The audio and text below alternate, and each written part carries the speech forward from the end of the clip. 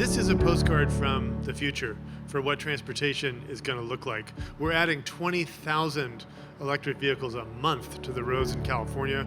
We're about 700,000 now. These are going to be mainstream cars, and this is going to replace gas stations. Both government and private industry across the world are keen on using public and private partnerships, such as the one here today, to develop infrastructure necessary to deliver on the promise of electric drive technology. This is part of connecting the West Coast Electric Highway.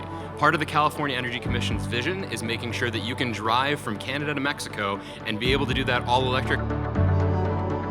We have over 300 DC fast charging sites with more than 700 chargers across the state of California, which means that more than 80% of Californians are within a 15-minute drive of an EVgo fast charger.